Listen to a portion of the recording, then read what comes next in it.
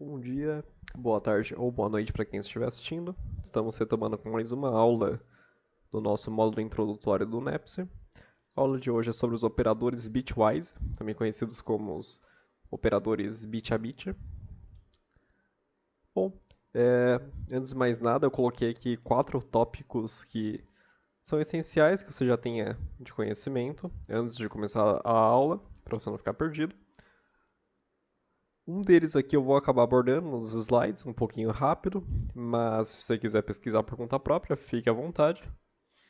O primeiro tópico é que você tem que conhecer e entender um pouquinho sobre as tabelas verdade, as tabelas AND, OR, SHOR, que é o ou exclusivo, e a tabela NOT. Se você que pode, se você não souber como elas funcionam, você pode pesquisar no Google, ou você pode acessar a aula anterior na parte 2, o segundo vídeo da aula 4, que eu explico sobre as tabelas de verdade. A aula 4 que foi de operadores relacionais e lógicos. Entender a representação binária de um número, saber como que representa um número decimal em binário, simplesinho. Saber a quantidade de bytes que os tipos de variável possuem, na maior parte das linguagens, ou seja, quantos bytes barra bits tem o tipo inteiro, quantos bytes barra bits tem o tipo char e assim por diante. Se você não souber, basta dar uma pesquisada no Google, que rapidinho você acha várias tabelas. E por fim, entender a representação de números negativos e positivos em binário. O caso positivo agora acabou ficando um pouquinho desnecessário aqui, mas é mais de números negativos em binário, que tem algo chamado complemento de 2, que é a representação que eu vou abordar em um slide aqui mais para frente. Certo? Então, o que são e para que servem os operadores bitwise? Esses aqui são operadores um pouquinho diferentões e eles não são tão utilizados assim no nosso dia a dia, porque a gente já tem abordagens um pouquinho melhores do que usar eles. Basicamente, esses operadores bitwise, eles também são conhecidos como operadores bit a bit, porque eles representam operações, eles realizam operações diretamente nos bits de um número, ou de dois números. Eles pegam cada um dos bits e faz alguma operação específica. A gente utiliza eles com números inteiros e também tem como usar com os tipos char, os tipos de caractere, só que quando a gente trabalha com os tipos de caractere, ele acaba usando a representação numérica na tabela ASCII, então ele acaba trabalhando com um tipo inteiro também de qualquer jeito. A gente tem 6 operadores bit a bit, ou bitwise. O operador e, que é o da tabela AND, o operador OR, o operador SHOR, que é o operador de ou exclusivo, o operador NOT, o operador de right shift, que é deslocamento à direita, ou seja, vai deslocar os bits de um número, e o operador de left shift, perdão, que ele desloca os bits de um número para a esquerda. Algumas noções importantes antes de começarmos. Isso aqui está mais relacionado à quantidade de bits que cada tipo de dado tem. Como os operadores bitwise trabalham diretamente com os bits de um número, dependendo da quantidade de bits que uma variável vai ocupar, ele vai trabalhar com tantos bits. Portanto, se eu trabalhar com uma variável inteira que ocupa 4 bytes ou 32 bits, você tem que entender que em certas operações todos os 32 bits são afetados. Óbvio, nem sempre a gente tem que se preocupar com todos os 32 bits, mas certas operações você tem que ter esse cuidadinho, senão você vai acabar chegando em um resultado que você não entende por quê, mas é por causa exatamente disso. Coloquei aqui um exemplo que eu tenho uma variável sofrendo o operador NOT, operador bitwise NOT. Se você perceber, a gente tem o valor 32, que na representação binária é só um bit que está ligado, que é o bit que representa o 32 necessariamente. Só que quando a gente aplica o operador NOT, você percebe que ele acabou afetando 32 bits. Ou seja, 31 bits que eram 0 acabaram virando 1, e 1 bit que era 1 acabou virando 0. Falando um pouquinho sobre o complemento de 2, que é uma das maneiras de representar os números negativos em binário. Essa representação ela é aplicada a todos os tipos de dados que têm sinal, ou seja, os tipos de dados que assumem uma modificação com sinal. A maioria dos dados que não tem nada aqui na frente indicando, eles são dados que permitem sinais, ou seja, positivo e negativo.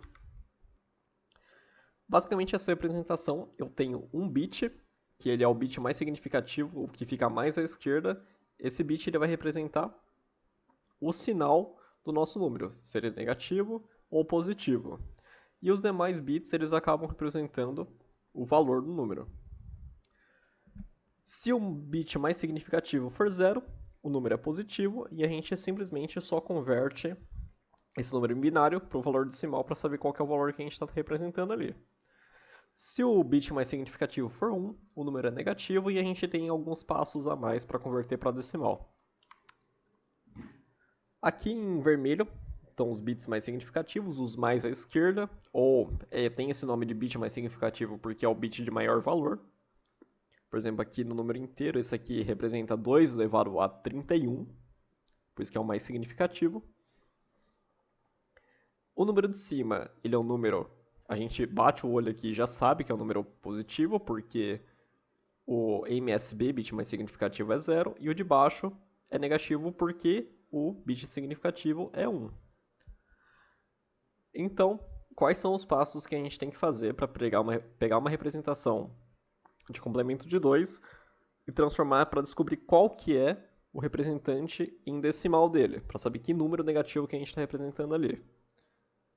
A gente tem que pegar, primeiro eu vou fazer o passo de converter um número decimal para binário em complemento de 2 e depois eu passo o contrário. Para representar um decimal em complemento de 2, a gente tem que pegar o número decimal que a gente quer, ou seja, o número positivo mesmo, representar ele em binário, inverter todos os bits, ou seja, dessa representação em binário que a gente acabou de fazer. A gente tem que inverter todos os bits, tudo que é 0 vira 1 e tudo que é 1 vira 0. E com essa representação invertida, a gente tem que somar 1 ao resultado final. Vou fazer aqui um exemplo com... Eu quero representar o valor menos 9 em complemento de 2. Primeiro a gente pega o número que a gente quer representar. O número que a gente quer representar é o 9. O valor decimal 9. A gente representa ele em binário, que é essa representação aqui nessa linha aqui em específico. Depois a gente pega os bits e inverte dessa representação em binário. Ou seja, essa representação vira essa. Por fim, a gente pega essa representação que está invertida e soma 1 ao final. Se você percebeu aqui, o último bit ele ficou 1. Era 0, passou a ser 1. Portanto, essa representação final aqui em negrito, na última linha, significa, ou seja, representa o número menos 9 em decimal. Agora, fazendo um processo contrário, eu tenho um número em complemento de 2, eu quero descobrir qual que é o binário dele. A gente pega esse valor, eu tenho um número em complemento de 2, eu quero descobrir qual que é o decimal dele. A gente vai pegar esse valor em binário, vai subtrair 1 e vai inverter os bits. É basicamente o mesmo processo, só que com operações meio ao contrário. A gente pegou o valor binário, esse daqui, subtrai 1, ou seja, aqui eu tenho o 1 aqui no final, e ele vai passar a ser 0. E por fim, a gente inverte os bits. Então, tenho essa representação aqui, que foi após subtrair, ela vira essa representação aqui. Se você olha para esse número aqui, você percebe que esse é o valor 9. 9 positivo, que a gente tinha nos slides anteriores. Só que assim, isso daqui é após a gente fazer as conversões para tentar descobrir qual que é o número decimal. A gente sabe que nós estamos trabalhando com um número negativo, porque inicialmente a gente pegou o número binário e o bit mais significativo era 1, indicando um sinal de negativo. Então, quando a gente chega no número binário, simplificado aqui, que representa o 9 em positivo, a gente sabe que a gente está trabalhando com negativo, porque o binário original tinha o significativo com 1. Logo, essa representação aqui é menos 9. Essa representação aqui é menos 9. Aqui tem uma pequena imagem mostrando aqui simplificado como que você faz essa conversão. Aqui eles usaram só 4 bits para representar os números, mas o esquema é basicamente o mesmo. Agora vamos começar sobre os operadores bit a bit. É importante entender o seguinte, que alguns operadores eles trabalham com 2 números e outros operadores eles trabalham com um número só. Os operadores que trabalham com 2 números, que é o e, o or, o shor e o shor, são só esses 3 mesmo. É importante entender o seguinte, esses operadores eles sempre vão comparar, na tabela verdade, bits coincidentes. Ou seja, você tem o bit que representa o 2 elevado a 0. E eu vou comparar esse bit de 2 elevado a 0 em uma variável A com a da variável B, fazendo a tabela verdade. Aqui no exemplo fica mais fácil de entender isso que eu estou falando. Eu tenho a variável A, que representa o valor 37, que tem o valor 37, a variável B com o valor 30, e a variável C, que está fazendo a operação bit a bit e da variável A com B. Na tabela E, se você já estudou sobre, você sabe que só retorna 1 caso ambos estejam ligados, caso ambos sejam verdadeiros, e 0 caso pelo menos um esteja desligado. Aqui eu simplifiquei com 6 bits ao invés de ficar escrevendo 32, mas basicamente o que eu estava falando é exatamente isso. Os bits coincidentes, os que estão coincidentes, por exemplo, aqui seria o que representa o 2 elevado a 0. Na variável A, está ligado. Na variável B, está desligado.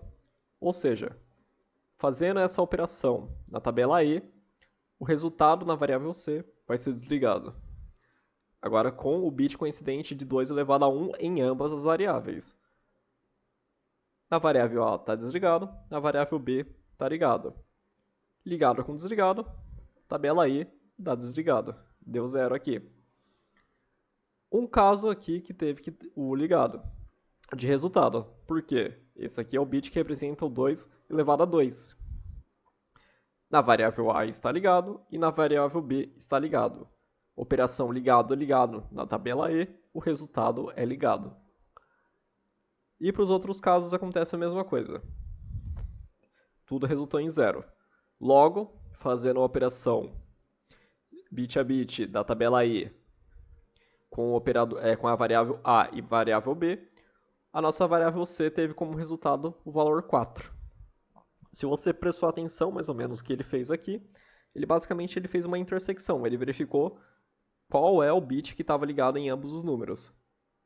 Óbvio que se tivesse mais um bit aqui ligado em ambos, o valor da variável C ela seria uma soma de ambos. Então, o que acaba acontecendo é que essa representação de soma, essa representação final, indica quais são os bits que estão ligados em ambas.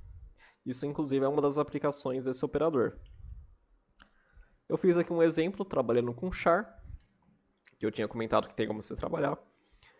Bom, toda vez que você trabalha com char, o que o nosso compilador faz é pegar o representante numérico na tabela ASCII e fazer a operação usando esse número da tabela ASCII em si. Ele ignora, por hora, ele vai ignorar o caractere.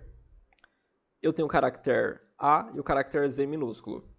Quando eu faço um operador AND dessas duas variáveis, que é uma operação AND da letra A maiúscula com Z minúscula, fazendo aqui as operações, eu sei que o A é representado pelo valor 65 e o Z minúsculo pelo valor 122. Ao fazer a operação AND de 1 e 0 dá 0, 0 e 1 dá 0, 0 e 0 dá 0, 0 e 0 dá 0, 0 e 1 dá 0, 0 e 1 dá 0, 1 e 1 dá 1 e 0 e 1 dá 0. A gente chega que a variável C só teve o bit que representa 2 elevado a 6, ou 64 ligado. O valor da variável C tem 64 e o caractere correspondente ao valor 64 é o arroba. Portanto, ao tentar imprimir, ele vai imprimir arroba. Se a gente quisesse imprimir o valor numérico, era só fazer uma conversão para inteiro. Para quem que a gente usa esse operador AND, então? São diversas aplicações. A gente pode usar para verificar se um késimo bit está ligado, ou seja, quando a gente fala de késimo bit, eu estou falando do primeiro bit, do bit número 0 ou do bit número 2, que seria o que eu estava falando antes de esse aqui é o bit que representa 2 elevado a 0. Esse seria o zeriésimo bit que está ligado. É um pouquinho difícil de falar desse jeito, mas essa ideia de késimo é de tipo qual é o índice do bit que está ligado ou não. A gente pode usar de intersecção de conjuntos, checar se o número é ímpar ou par. Também a gente pode checar se ele é uma potência de 2. Dá para trabalhar com flags e verificação de estado. E outras ocasiões. Para maratonas de competição, a maioria dos operadores bitwise eles são usados em duas ocasiões. Bitmask, operações que verificam / acessam subconjuntos, e em programação dinâmica. Agora falando sobre o operador OR, funciona exatamente igual à tabela OR. Se pelo menos um dos bits estiver ligado, o resultado é ligado, e se ambos estiverem desligados, retorna 0 de desligado.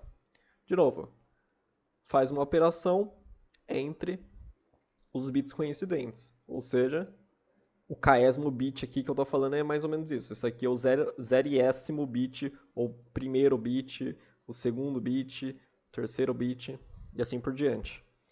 Faz a operação tabela OR entre o bit de 2 elevado a 0 com o bit de 2 elevado a 0 da variável b, entre a e b. Como ambos estão ligados, o resultado na variável c é ligado. Aqui, no bit de 2 elevado a 1, eu faço de 1 e 0 na tabela OR. O resultado é 1, porque pelo menos um deles está ligado. Os casos que deu um desligado é quando ambos estão desligados, que foram esses dois aqui. Quando a gente faz essa operação de OR entre esses números, o resultado deu 15 da nossa variável c. Quando aqui a gente usa esse operador OR, é quando a gente quer ligar um késimo bit para fazer união de conjuntos, porque como ele verifica se pelo menos um deles estiver ligado, significa que ele existe em um dos conjuntos. Então, consigo fazer a união de conjuntos, porque se não tiver nem no conjunto A, nem no conjunto B, esse operador não vai juntar. Ele vai dar 0 de retorno. Dá para combinar flags, forçar bits específicos, entre outros. Falando um pouquinho sobre o operador XOR, ou também o operador OR exclusivo, ele retorna 1 caso ambos os bits sejam diferentes e 0 se forem iguais. Tenho, por exemplo, o número 12 e o número 20 em duas variáveis e eu estou fazendo a operação XOR para armazenar na variável c. Quando ambas são iguais, o retorno é 0. Por exemplo, 0 e 0, 0. 0 e 0, 0. 1 e 1, 0. 1 e 0 são diferentes, logo o retorno é 1. 0 e 1, e o retorno é 1. E 0 e 0, o retorno é 0. Então, fazendo o XOR exclusivo, o resultado aqui deu 24. Aqui a gente tem algumas propriedades do operador XOR. Isso aqui é a propriedade lógica mesmo. São 4 propriedades de comutatividade, associatividade, quando ele vai ser 0 e quando que ele vai ser diferente de 0. Comutatividade significa que fazer A XOR B é a mesma coisa que fazer B XOR A, ou seja, é meio que ambos têm o mesmo resultado. A associatividade é que quando eu faço A XOR B, entre parênteses, XOR C, é a mesma coisa que eu fazer A XOR B XOR C, entre parênteses, esses dois, ou seja, aquela famosa ordem dos fatores não afeta o produto final. É mais ou menos essa ideia. Tenho essa propriedade aqui que é muito importante, que se eu faço A XOR A, o resultado é 0, porque lembrando, O XOR ele retorna 1 se ambos forem diferentes. Se eu estou fazendo um XOR usando a variável A com ela mesma, o resultado vai ser 0, porque ele vai verificar que ambas são iguais. Inclusive, essa é uma das aplicações desse operador. Ele verifica se variáveis são diferentes ou variáveis são iguais. E ele resulta em diferente de 0 se A XOR B for diferente de 0, se e somente se o B for diferente de A. Ou seja, igual eu falei anteriormente, uma das funções é para verificar se duas variáveis são iguais ou diferentes. Ele só vai ser diferente de 0 o resultado final se o B for diferente de A. Quando que a gente usa ele? Mudar um késimo bit. Então essa lógica, se ele estiver desligado, ele vai ficar ligado, e se estiver ligado, ele vai desligar. Encontrar elementos únicos em um vetor com duplicadas. Então, quando eu tenho um vetor que todos os elementos aparecem duas vezes menos um elemento, o XOR ele é muito útil para isso. Comparar máscaras de bits. Isso daqui é um conceito um pouquinho mais para frente, que é de teoria dos jogos, que é NIM-SAM, que é uma somatória que usa o XOR. O operador NOT, ele é o mais simples de todos. Ele atua diretamente em uma variável. Então, eu tenho aqui, a lógica dele é usando a tabela NOT. Ele inverte tudo. Tudo que era 0 vira 1, e tudo que é 1 vira 0. Simples assim. Lembrando que eu falei que se a variável tiver 32 bits, ela vai atuar nos 32 bits. Então, o NOT ele é muito importante que você tenha isso na sua cabeça.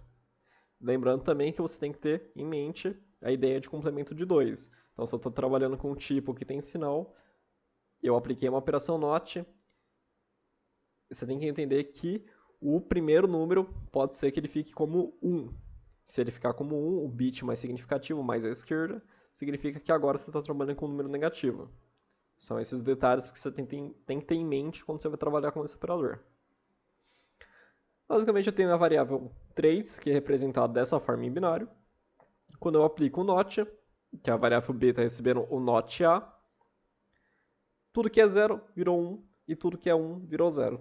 Então, a variável B acaba salvando essa representação aqui, que como a gente está trabalhando com o tipo int que permite sinal, isso daqui acaba sendo um número em complemento de 2, que é a representação de menos 4. Bom, aqui, se a gente usar em uma variável sem sinal, ou seja, não vai aplicar o complemento de 2, o resultado será um número gigante. Eu peguei aqui como exemplo a variável char, do tipo char, que ela tem 8 bits, para ficar um pouquinho mais fácil de entender. E, inclusive, esse aqui é um exemplo de, vamos supor que eu quero pegar qual é o maior valor possível que uma variável aguenta. Eu simplesmente faço isso. Eu pego uma variável, atribuo para ela o valor 0, e pego uma outra variável sem sinal, ou seja, para não acontecer o complemento de 2. E eu simplesmente nego a minha variável 0. Por quê? Porque o 0 ele é representado por todos os bits sendo 0. Quando eu nego todos esses bits sendo 0, ao negar todos esses bits, todos viram 1. Ou seja, se todos são 1, eu estou pegando o maior valor possível que aquela variável aguenta, que aquele tipo de variável aguenta.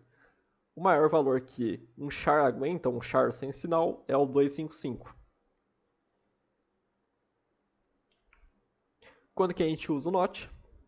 Quando a gente quer desligar um késimo bit, a gente usa ele em conjunto com o operador E, nessa lógica aqui, inverter máscaras de bits, facilitar a representação de um número negativo em complemento de 2, entre outros.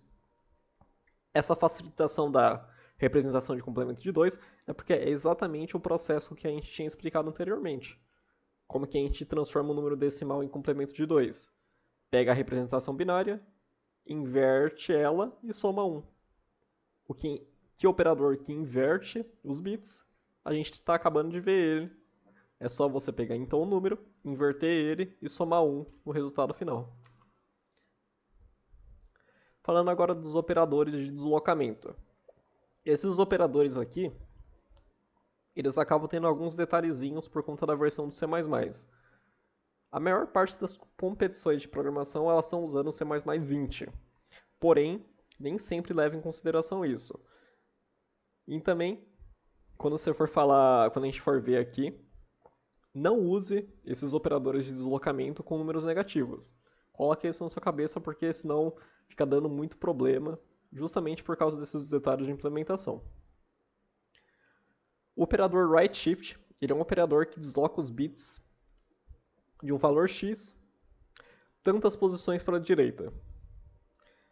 Quando a gente usa esse operador com números que são potências de 2, é o equivalente a dividir esse número por 2 elevado a n, sendo esse n o número de bits que está sendo deslocado. Coloquei aqui como comentário.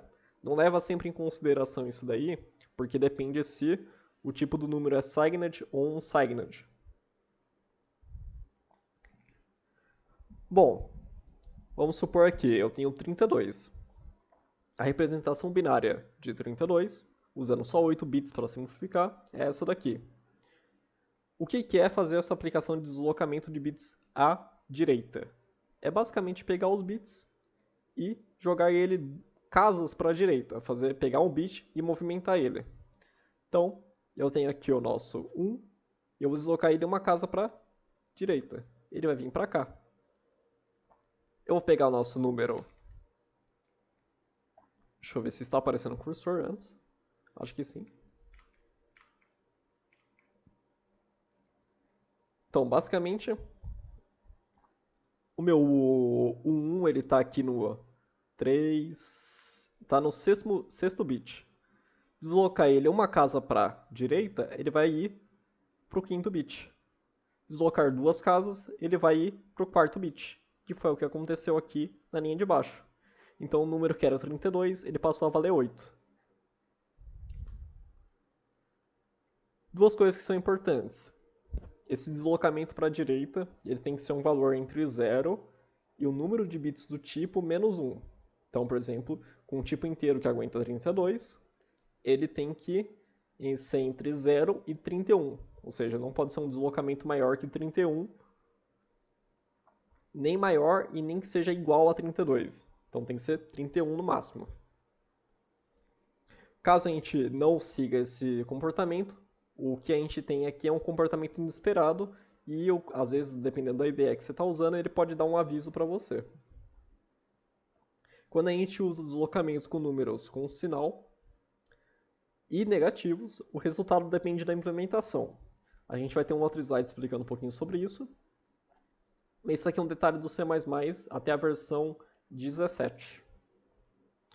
Bom, dependendo da implementação, mas geralmente usa uma coisa chamada right shift aritmético, que basicamente é o seguinte: o bit significativo de sinal ele é mantido e os bits são deslocados. Quando a gente trabalha com números sem sinal, os unsigned, os bits sofrem right shift lógico.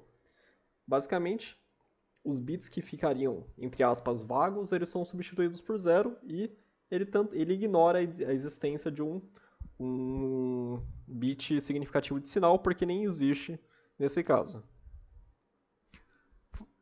Falando um pouquinho aqui sobre a documentação no C++ 17, a gente tem duas situações possíveis com right shift. Para os dados unsigned e para dados signed que não são negativos, fazer essa operação de A right shift B é a mesma coisa que manter a parte inteira dessa conta aqui, sendo B o deslocamento e A o número. O que é isso daqui? O que isso aqui significa? Eu tenho um A que vale 19 e um B que vale 3. Fazer essa operação é a mesma coisa de fazer 19 right shift 3, é a mesma coisa que fazer 19 dividido por 2 elevado a 3, 19 dividido por 8, e pegar a parte inteira somente. 19 dividido por 8 vai dar 2 ponto alguma coisa, só que a gente pega só a parte inteira, que é 2. Isso até o C++ 17. Aqui tem o link da documentação para quem quiser ver.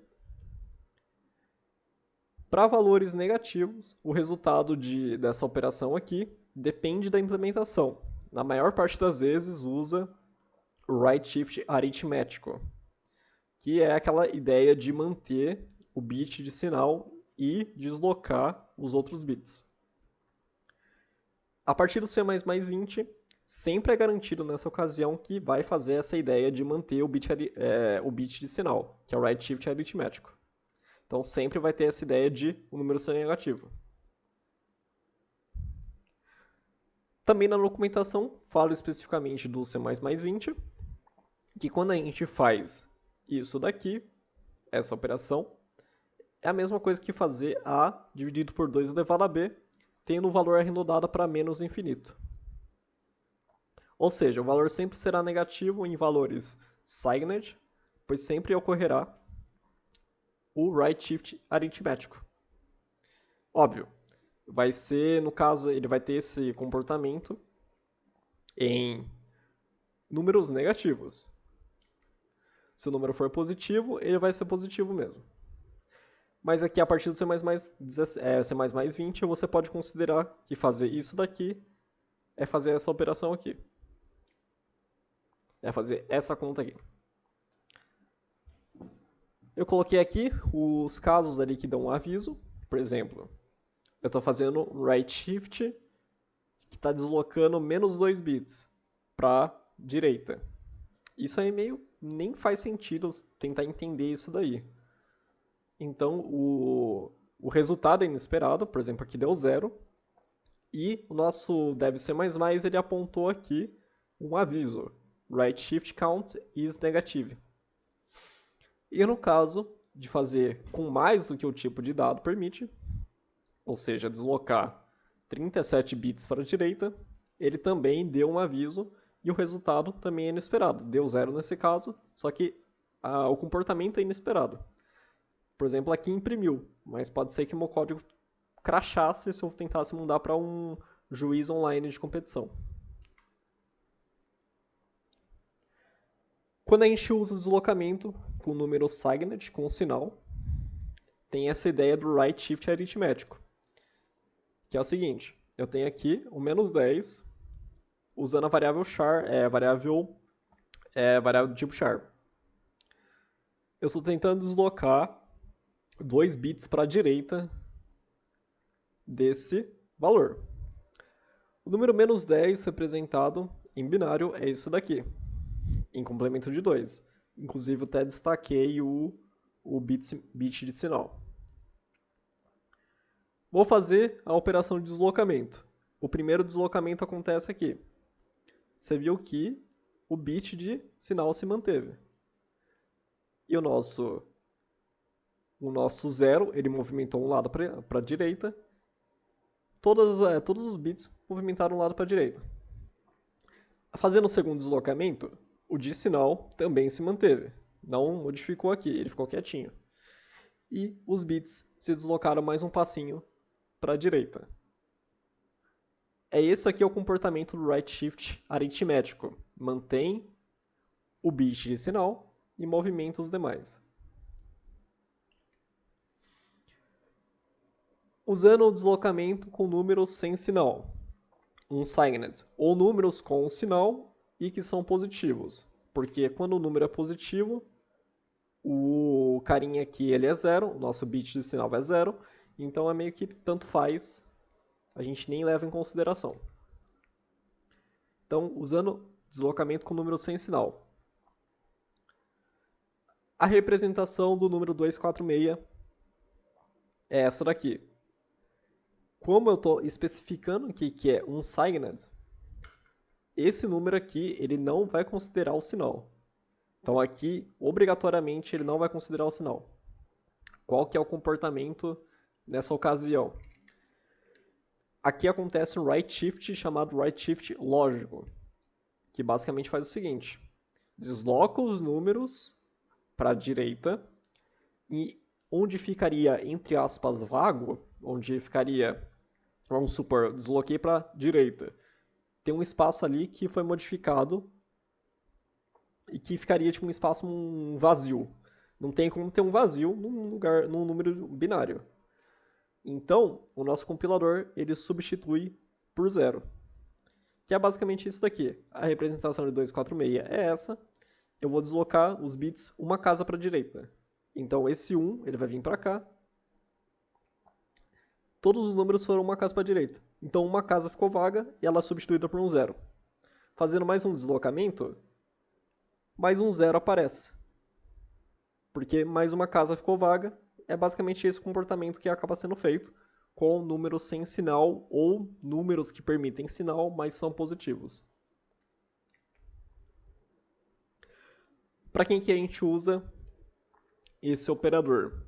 Quando a gente quer acessar um késimo bit, percorrer bits de um número, interpretar bitmasks e verificar bits que são ligados de acordo com a mask, fazer divisões por potência de 2, lembrando com esse detalhezinho das divergências de números com sinal e sem sinal.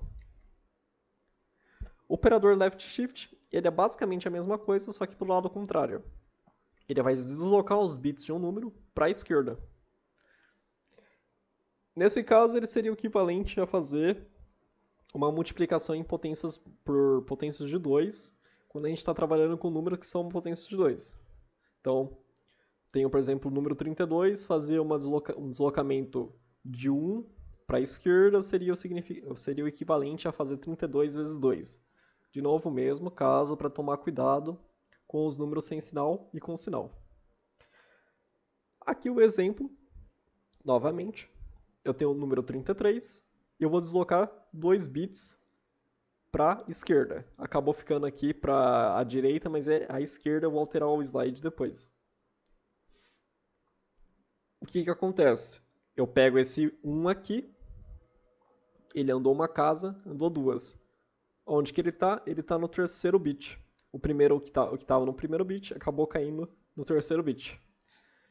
E o que estava no sexto acabou indo para o oitavo. Ou seja, você percebeu que teve o deslocamento, logo o número 33 virou 132. De novo, tem aqueles detalhezinhos de documentação. Até o C++17 a gente tinha 3 situações possíveis com o left shift. Para os dados unsigned, o resultado dessa operação de A left shift B era o equivalente a fazer A vezes 2 elevado a B reduzido do módulo de 2 elevado a N. Que basicamente é essa operação aqui. Ó. Seria o resultado disso daqui, de A left shift B, seria fazer toda essa conta aqui. Sendo N a quantidade de bits máxima que um dado tem. Tipo, inteiro tem 32 bits, módulo de 2 elevado a 32. Vamos supor aqui que eu tenho um tipo int que vale 3. Fazer 3 left shift 2 é a mesma coisa que fazer 3 vezes 2 elevado a 2 módulo de 2 elevado a 32. 3 vezes 2 elevado a 2 aqui é 4. 3 vezes 4 é 12. Módulo 2 elevado a 32 é 12. Para que serve essa operação de módulo? Ela serve para garantir que os dados não ultrapassem o limite do tipo int. Lembrando, isso aqui é a situação com dados sem sinal. Para os dados com sinal que não são negativos, ou seja, positivos. Se essa multiplicação aqui tiver um representante, for representável na versão unsigned do tipo de dado, então a gente vai converter esse valor para signed e esse vai ser o resultado dessa operação. Caso isso não seja representável, o comportamento é indefinido. De novo, vamos ver o que é isso. Vamos supor lá o tipo int. O maior valor dele no tipo sem sinal é 4 bilhões, alguma coisa assim. 4 bilhões e alguns quebrados. Se ao fazer essa conta aqui de A vezes 2 elevado a B não couber dentro desses 4 bilhões e alguns quebrados, o comportamento vai ser indefinido. Se couber, a gente vai pegar a representação binária dessa multiplicação e esse vai ser o resultado de A shift B.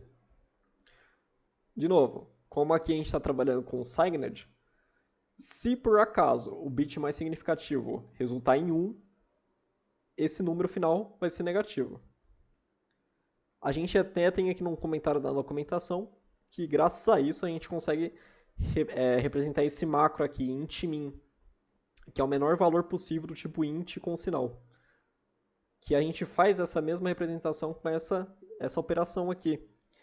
Por quê? O A é 1, 1 vezes 2 elevado a 31. 2 elevado a 31, curiosamente, é o limite do tipo int. 2 elevado a 31 é o tipo limite do tipo int. Só que quando a gente for representar isso na forma binária, todos os 32 bits vai estar ligado, vai estar tudo 1, 1, 1, 1, 1, e assim vai. Fazendo isso em complemento de 2, isso daqui vai resultar em menos 2 elevado a 31. Por isso que é o int min. Inclusive aqui é o caso que eu acabei colocando. Ó, isso aqui é um caso possível, pois 1 vezes 2 elevado a 31 cabe no tipo um signed int. Quando a gente converte isso para signed int, a gente tem que 2 elevado a 31 é igual... Perdão, eu acabei falando que era tudo 1, mas é só o último que é 1. A gente tem esse número aqui. Certo. E a gente avaliou duas. Primeira coisa, é possível caber no tipo int sem sinal? Sim, é possível. Que é essa representação aqui. O que a gente faz agora? A gente pega esse número e converte para a representação com o sinal. Quando a gente converte para a representação com sinal, o que a gente tem é que o bit mais significativo é 1, logo a gente está tratando com um número negativo. Isso daqui é um número negativo, que representa o menos 2 elevado a 31, que também é o nosso macro que a gente tem definido na linguagem de C e C++, que é o int min. Agora o caso que dá um comportamento indefinido. 2 vezes 2 elevado a 31. Isso daqui, primeira coisa que a gente tem que fazer, avaliar se isso aqui cabe no tipo int sem sinal. Isso cabe no tipo int sem sinal? Não, porque o limite é 2 elevado a 31. Então, até o C++17, isso daqui tinha um comportamento indefinido. Por quê? 2 vezes 2 elevado a 31 ultrapassava o limite do unsigned int. Então, ao tentar converter para signed, dava um comportamento indefinido. Então, isso aí pode crashar o seu código, pode dar um resultado nada a ver, e assim vai. E o terceiro comportamento do left shifter até o C++17, que é para os dados negativos. No C++17, sempre ao tentar fazer um left shift com números negativos, o comportamento era inesperado. Você pode até conseguir um resultado certo ao tentar fazer isso, porém o comportamento é inesperado. Pode ser que você receba uma resposta errada ou que o seu código simplesmente crashe. Por fim, a gente tem um comportamento left shift a partir do C++20. Só tem um comportamento específico que é definido na documentação, que é o seguinte: o valor de A left shift B é o único valor congruente a essa expressão aqui. A vezes 2 elevado a B, módulo de 2 elevado a n, sendo n o número de bits do tipo de dado. Ou seja, fazer A left shift B é a mesma coisa que fazer essa continha aqui, é o mesmo resultado. Que nada mais é do que os bits serão deslocados e no fim vai ser feita a operação de módulo. Se ultrapassar o limite, ele pega o resultado que seria congruente.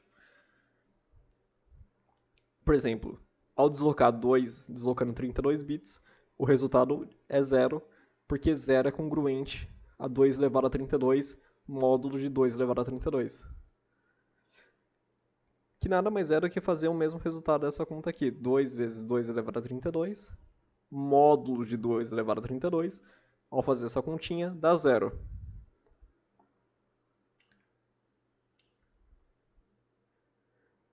Certo? Também foi a partir do C++20. O left shift com números negativos, ele não tem tanta dor de cabeça, porém mesmo assim, de novo fazendo aquele mesmo comentário, evita usar porque evita muitos problemas de comportamento indefinido. Porém, se você fizer isso daqui, -1 deslocando 4 bits para a direita, o resultado vai dar -16. E aquele detalhezinho, sempre verificando a versão aceita do C++ na competição ou onde você está usando para evitar dor de cabeça. Para quem a gente usa esse operador de deslocamento para a esquerda, para acessar um ksmall bit, percorrer bits de um número, interpretar bits mask, mesma coisa do right shift, fazer multiplicações por potência de 2, usando com cuidado, e é só isso. Eu tinha comentado na aula 02 sobre os operadores de atribuição, que os bitwise tem como você usar com os operadores de atribuição. Normalmente, aqui é uma imagem de como que eles funcionam, mas é o mesmo esquema. Se você entendeu como que usa com mais igual, menos igual, vezes igual, você vai entender como que funciona com deslocamento à esquerda igual e binário igual. É o mesmo esquema de funcionamento. E por fim eu coloquei aqui 3 exercícios que eu vou colocar de comentário e depois nos slides aqui a resolução. E o terceiro exercício, por questão, ele é um preparatório para a próxima aula, que é if-else. Caso tenha alguma dúvida, comentário ou sugestão a fazer, basta deixar nos comentários do vídeo e até a próxima.